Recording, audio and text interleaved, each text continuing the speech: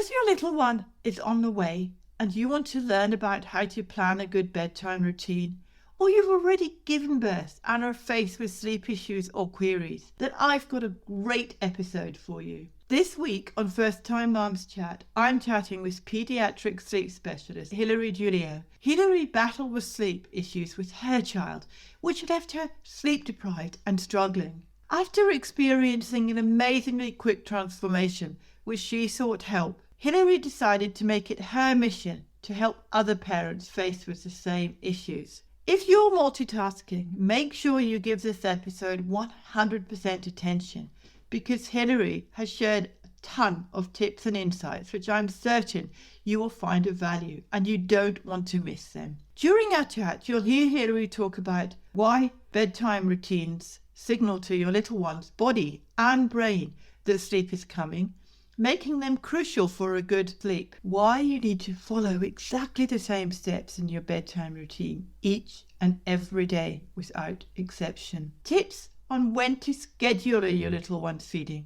and how it will impact their sleep cycle, how to help your little one sleep during the daytime and their nap times, and so much more. I'm Helen Thompson and welcome to First Time Mums Chat. I'm a childcare educator and baby massage instructor. I know that being a parent for the first time is challenging and changes your life every way imaginable. To help ease your transition into parenthood, I aim to offer supportive, holistic approaches and insights for mums of babies aged mainly from 4 weeks to 10 months old.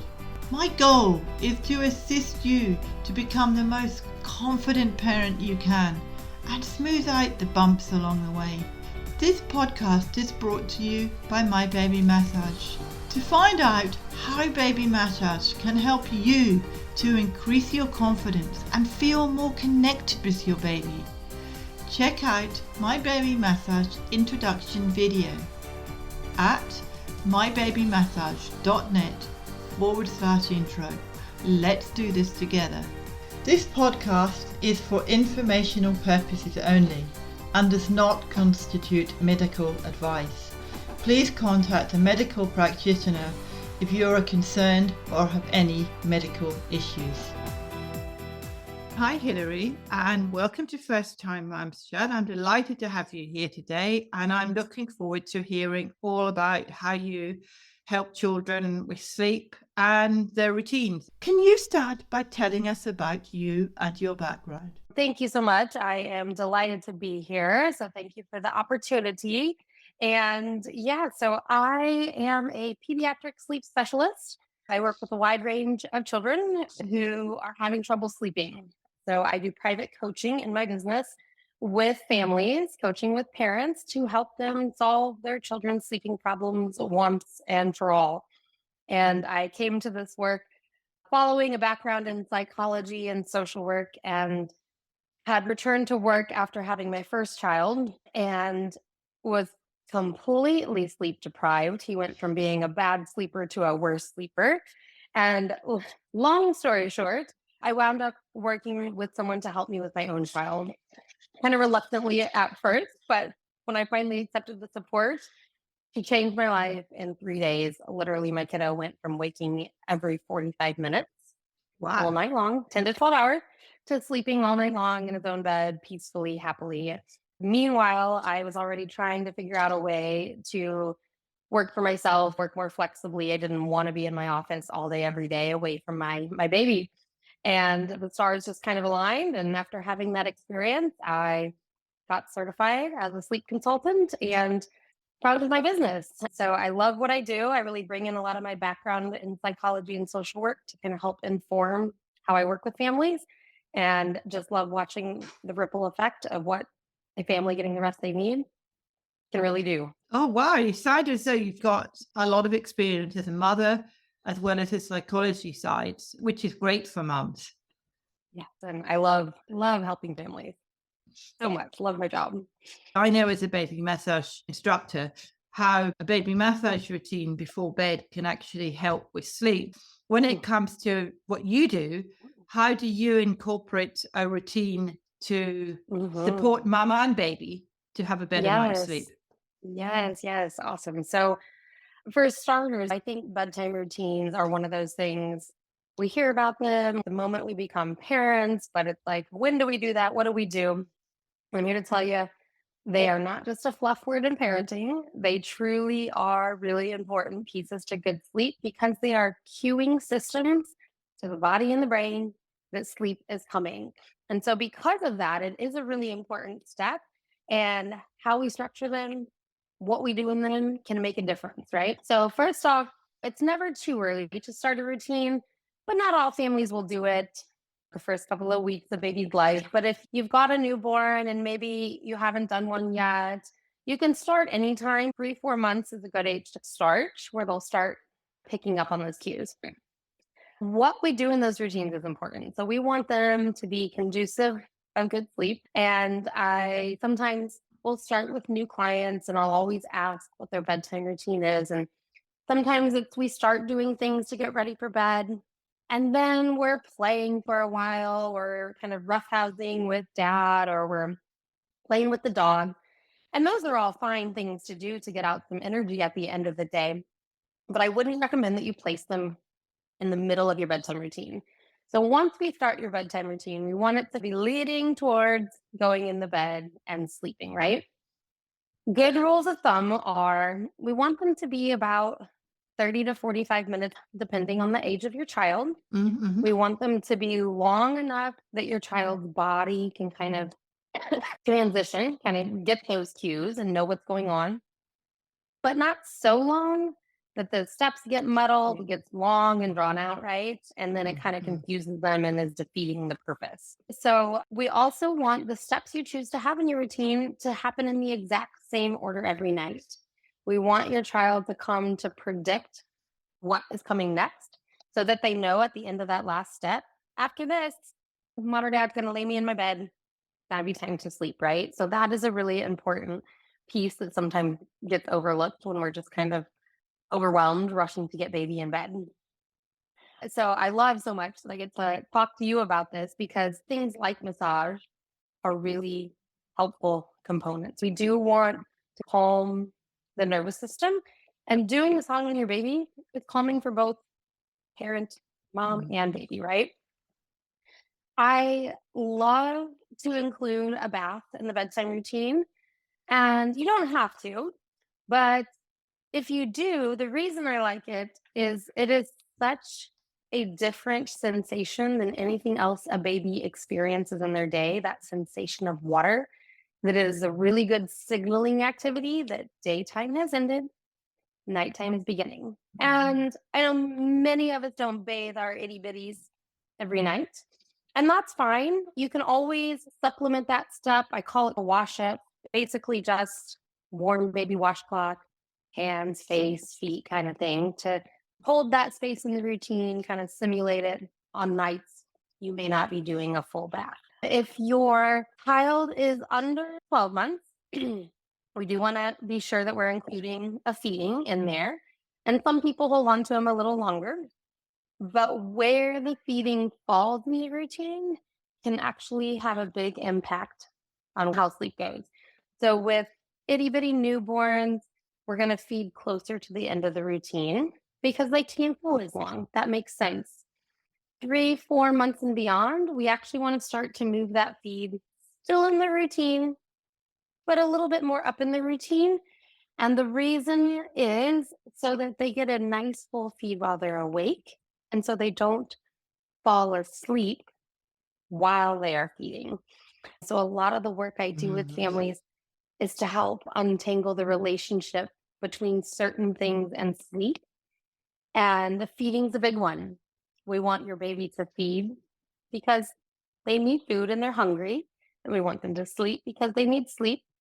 But feeding to sleep for an ongoing basis can actually start to cause more sleeping problems. So you can experiment with before bath, right after bath, for a little bit older child. And then you're going to put a diaper or nappy on. It's a great time to do some of those soothing and calming activities. It might be massage, might be a little aromatherapy, something to just calm the nervous system. And then after you get them dressed in their pajamas, some people will use sleep sacks or wearable blankets. Some don't. They're great for those babies that are too young to have a loose blanket here in the States, anyways. The American Academy of Pediatrics says 12 months and beyond. And the other great thing about them is they only come on at sleep time. So it's another really great cue. Mommy zipping up the wearable blanket, time to sleep. And then at the end of the routine are some activities. I think even from a young age, it's great to introduce a really short book with small infants. I'm talking one word and a picture on a page here, but it's a great step. It will grow with your child. So part of these routines is how can we set them up so that they'll stay similar but grow as your child develops. And then the final steps that I like to do include a song and a key phrase. And these are verbal cues or auditory cues. So when we talk about singing, I like families to pick a short, repetitive song. I don't care what it is. It can be as simple as Twinkle, Twinkle, Little Star. It doesn't even have to be a baby song. It's something short and repetitive that anybody who puts the child to sleep, any of the caregivers, can sing the same song. So the song does a couple of things. Yes, it helps prepare us, it helps calm us, but it's also a really strong cue. Music is wildly powerful in the brain, and they're going to start to recognize that this song means I'm going into sleep. So it might look like you're holding your baby just before you lay them in their bed. You sing them this sweet song. We're not trying to sing them to sleep. We're trying to help them prepare for sleep. Hugs, kisses, your last little cuddle, and then they can go into their bed. And when you place them in their bed is a good time to have a little key phrase. And this is a little spoken kind of verbal cue that's going to mean it's sleep time. And again, we want any caregiver that's going to be involved to use the same one. So it might be as simple as it's night time, Sarah, whatever the baby's name is. In my house, we say it's night time, it's time to rest your body. Just short, simple phrase that you're going to say every time. And if you can get in the pattern of doing these things in a routine, systematic way, by the time your child is several months old, they're going to completely know, and it's going to help prepare them to get better sleep because they're going to 100% know what's expected of them. I love how you talk about books and songs because I think that is so important, whether it's sleep or anything, it's so important for child development because it's such a relaxing cue. You mentioned the bath as well. I think all of those are preparing to relax. Those are key because not only are you relaxing with your baby, you're giving your baby that quality time, but they're also getting that quality time from you as well. And they know that this particular time is me and mummy time. I think your routine sounds so loving and soothing. I wish I had somebody to do that for me to help me to get to sleep. Right? Me too. Oh gosh, me too. I know my own isn't nearly as lovely as much as I try. But from a mom's perspective, I can tell you I've been doing pretty much that routine. My oldest child is 5.5, and we have been doing that since he was about 6 months old when I got some help with his sleep. And it is the same at this point. He knows exactly what comes next. He's singing songs with me. You know, the time they turn about 2 years old, they start singing that song back to you that you've been singing to them for 2 years. And it is a really sweet moment of connection with your child. So it's something that will last with them for. We can have the craziest of days. We can be busy. We can be away from our kids. But that time, if you're able to have that 45 minutes or so, is the time where you're truly going to get to connect and just be with your child. And it's lovely for both people. When they get a bit older, have you ever thought of putting that routine down as a picture format? I know from a childcare perspective, I encourage parents to do that, to help their child Once they know the routine, they say to grandma, okay, no, grandma, that's not the next step. The next step is this. And they actually show grandma and they can tick off the little picture and Yeah. say, right, grandma, I've done that one. Now it's my time to read a book or whatever it is. Yes, absolutely. And in my coaching practice, when I work with that toddler age group, we do that. And you're right, they help to check them off. They really love, they're growing into independence, they're becoming their own little people. But it helps them to have some autonomy and a little bit of control, kind of have a role Mm. in it because they're going to go check it. In the last few years in my work, I've had families actually take pictures of their kid doing the steps of the routine. Oh. So you can do it just with clip art or pictures from books. But if you just snap a quick photo, even on your phone, it doesn't have to be fancy, it doesn't have to be professionally printed. But if you can just get pictures of your own child, it's an age where they love seeing pictures of themselves. And you Mm. just tape them up on the wall, each step of them in their routine, and they're gonna walk through and they're gonna help you help them stay on track. And it can also reduce some of the kind of power struggles that tend to Mm. come with that age because we're putting a little bit of responsibility in their hands where they're doing it with them, but they can very much go walk over to that wall and what's next? You got out of the bath. What happens next? And be a part of that with you. I love that. Yeah. And as you said, if you start them from a young age, doing Mhm. exactly the same routine every night, once Mhm. they get to that stage, although they can't communicate with you, they know. They've got that Right. sense that, oh, this is going to happen. You start them very young. I Mm. like your nice, relaxing, easy Yeah. approach because it's not Mhm. like, oh, I'm standing by the door watching them going to sleep. You actually teach them and guide them in that process. For You're sure. not saying, right, it's bedtime, time to go to bed. And you're not scaring them. You're not letting them cry it out. And that's something I used to work in childcare and I used to hate that when we had to close the door and you just had so many kids to deal with. And you Yeah. just had to close the door and give them a bottle, which nowadays you wouldn't do in the bed. And you could hear them crying, and you thought, oh, I just want to go and pat them. But you just knew that you had to let them cry themselves to sleep. And I Right. used to hate that. Right. It's hard and it's a big topic in my line of work for sure. And what I have found, humans of all ages, you and I included, we're extremely habitual when it comes to sleep, Yeah, right? Most of us as adults, we sleep on the same side of the bed each night. We might use a particular pillow. We might like to lay in a certain position, whatever it is. We all got these little things. And even as adults, if I came into your home and said, all right, Helen, you need to go to bed in this bed at this time and this way, you'd probably be like, I don't think so, lady. mm, Worse. And so, on one hand, when we work on potentially changing children's sleep habits, we do have to expect some level of protest or resistance. And so, depending on the age, that protest or resistance might be communicated through tears.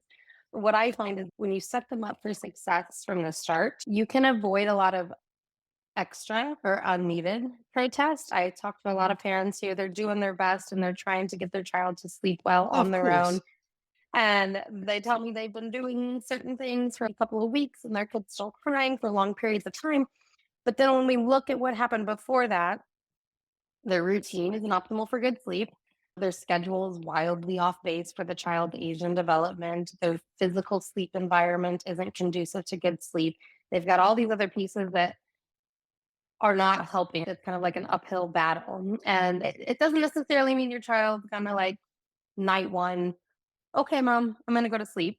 But we can cause a lot of extra problems that aren't needed, make it a lot harder for the child to learn to Mm, sleep well if we haven't addressed everything that comes first. So I always tell families that portion is just as important as anything mm, else. And so many parents in this day and age jump straight to how do I sleep train? How do I get my kid to sleep without even looking at all those other pieces? How do we prepare them? How do we set them up? And when they start getting older, into those toddler years, and even if they don't have expressive communication, if they have receptive, they can understand stuff.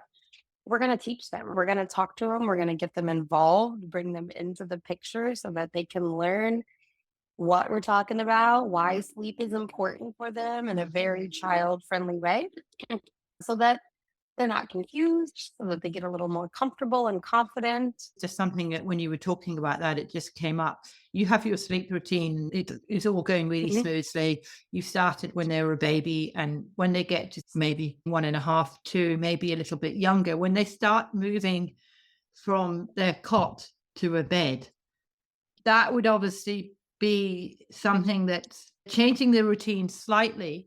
You still follow the routine, but mhm, now not putting them in their cot, they're going into this mhm, strange bed they may mhm, not be used to. How do you mhm. incorporate that into the sleep routine? Yes, good question. And I hear from a lot of parents who call me at that transition because maybe they had a kiddo who was doing well in the crib. They make that transition, and the kiddo isn't used to it.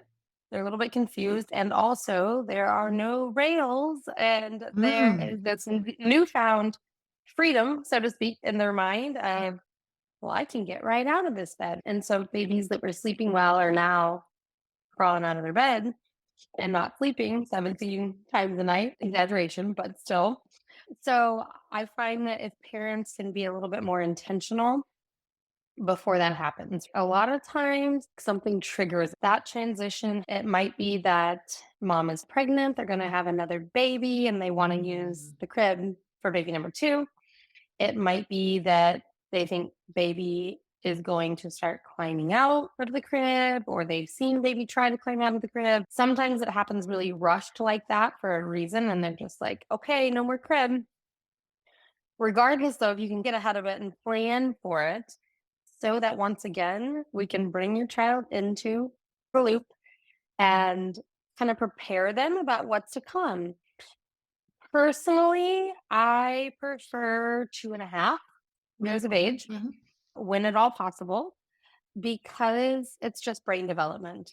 It's Yes. cognitively really hard for a child under that I to understand, remember, and follow through on, this is my bed. I'm supposed to stay in this bed. Even though there's no rails, I'm supposed to stay here. So sometimes with 18-month-old babies, it can be really hard because they're just not cognitively ready for that kind of responsibility. And then everybody gets frustrated and isn't sleeping well. If we wait till that age, we can start to teach them. We tell them it's going to happen. We talk about kind of the expectations. So, okay, this is your new bed. I'm going to do our routine like we do every night. I tuck you in, we go to sleep, and then this is your bed. You can stay in your bed, you can lay here quietly. Until morning in my coaching practice, I use a lot of visuals, a lot of little charts on the wall, not just the bedtime routine, but some reminders of what they're supposed to be doing. And then another thing that's really, really helpful is using a toddler clock. Some people call them a toddler clock. Some people call them an okay to wait clock. You could find them on Amazon.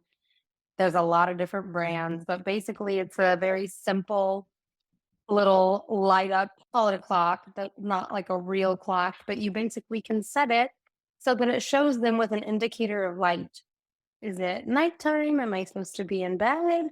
Or is it morning time? Is it time to mm, get up? And it can help, like you put it in the room. So the ones in my kids' room don't have lights at night, but when it's time to get up in the morning, they turn green and it makes the sound of some birds chirping. They're supposed to get up in the morning with the birds chirping.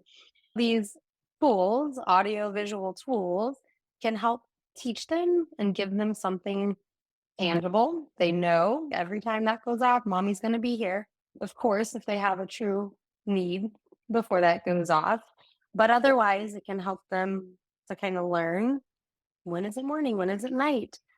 For little ones who don't know what time of day it is, 4 a.m. may seem like morning. So I think it's all about being prepared for them getting out of their bed, helping to prepare them and setting them up for success before we just wing it. How about having the little bed in the bedroom, having the cot there as well, but also having the Mhm, bed in the bedroom and saying to them, yeah, I know this is your cot, but we're going to move gradually to the bed. So they get used to seeing the bed there.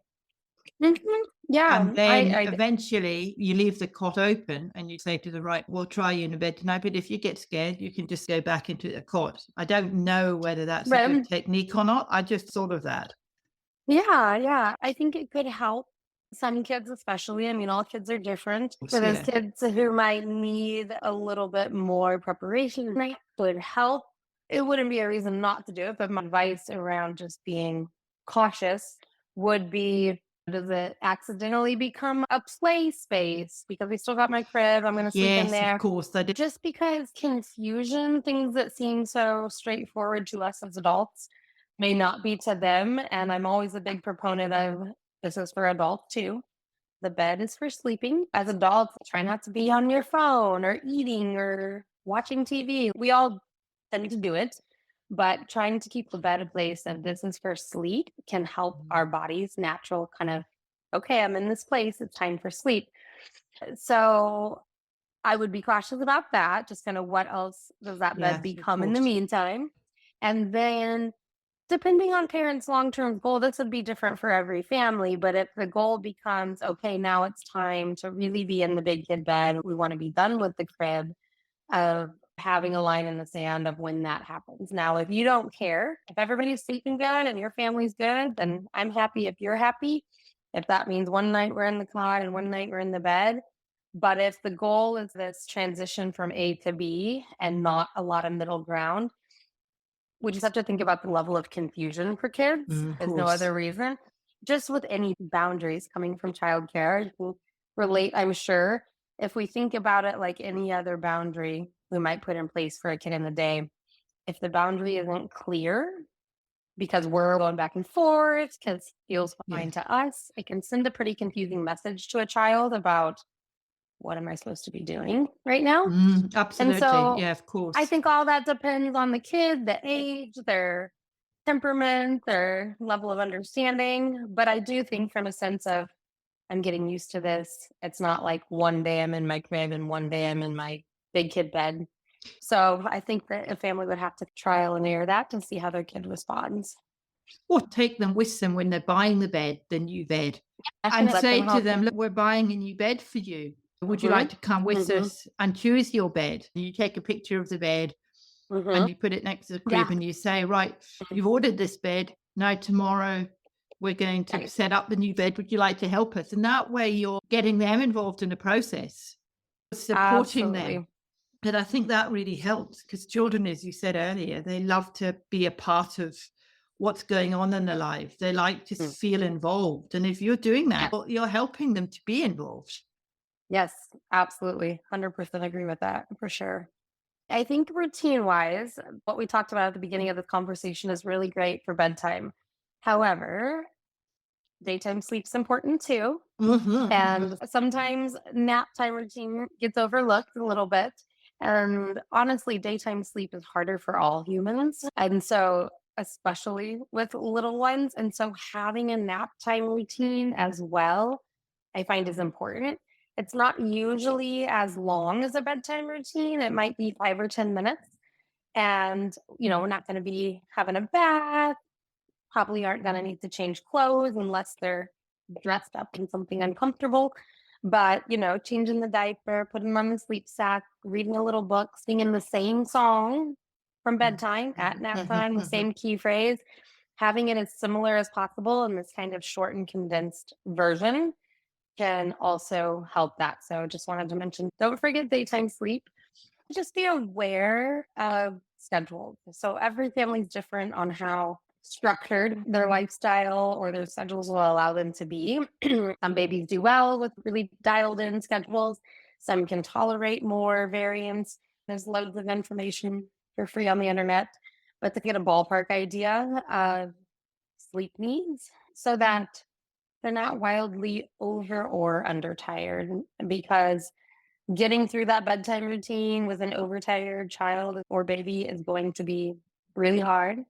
But also going from awake to asleep. Overtiredness and undertiredness can be as equally challenging on a baby finding their way to sleep. So trying to find your baby's sweet spot and then keeping up with that kind of as they grow, because it changes as they grow. I didn't know anything about that first time around when I became a mom, and having a little bit of knowledge so that you've got this kind of ballpark. So once again, we're setting them up for success. We're not trying to get them to sleep when they need another 90 minutes of awake time. or trying to get them to sleep when they've been stretched a couple of hours. A lot of times, parents I talk with, their hesitation about working on sleep, whether it's with me or not, they're fearful that when they do this, that they're going to have this massive change to their lifestyle, to their social life, because they're going to be tied down to the schedule. From my perspective, with my own kids and helping all the families I have, when we can get the sleep on track and honor their schedule, I find it is so much more freeing for your lifestyle and for your social life or whatever it is, because you know when and where your baby's going to sleep. You can totally plan that. If you're going to take your baby and sign them up for a little mommy and me play class, you look for the class that falls in between naps or in the morning, rather than it being this kind of black hole of I never know, are they going to be okay at 10 o'clock? Are they not? Are they going to be cranky and tired? When we can kind of get their day settled around getting good sleep, then they're going to be rested, happy during the awake Mm. time, the time that you get to do those play dates and things is going to be that much more meaningful because it's not going to be stressful and your baby's not going to be cranky. So I tend to find it the opposite. That once we get that on track, everything is much more freeing. And once you get it on track, you can have some variance. Your baby's going to be resilient if you get their sleep on track, you get them used to things. You have an off day, or you decide to take a day trip to a big park. You can do things like that every now and then and get them back on track. You just want to have all those tools in place so that you have that to come home to and it doesn't kind of spiral and get them Yeah. out of whack. We've spoken about a lot today. So if anybody wanted to get in touch with you and find out about what you do, how would they go about doing that? Absolutely. So I have a website at www.tranquil-beginnings.com. If you go onto that website, you'll find all the other ways to contact me. So you can reach out. There's also a way to schedule a Zoom chat with me that's complimentary. It is just a way for us to chat face to face. We'll talk about what's going on for your family. I'll share with you how I help families. It is 100% no pressure, no obligation. Doesn't require you to book any sort of service with me. So any family that wants to kind of chat face to face can do that. I'm also on Instagram and Facebook. So on there, you can obviously reach out to me through Messenger, but there's all sorts of tips and parenting stuff coming out on my accounts there that you can follow along with. Thank you, Hilary. I've really enjoyed talking to you, and I've really, really enjoyed having you on the podcast. I've You're learned welcome.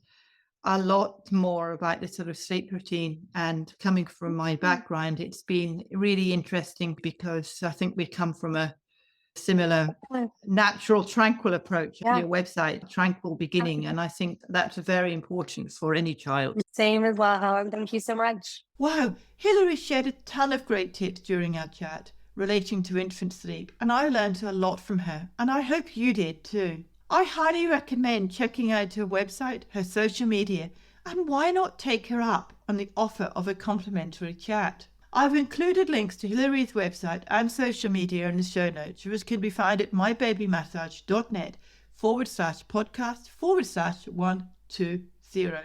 On the First Time Mums Chat podcast, I've spoken with a number of experts about infant sleep, and I'm regularly asked for tips and suggestions from mums on this topic. Is infant sleep an area that you would like to know more about, or do you have any questions relating to it?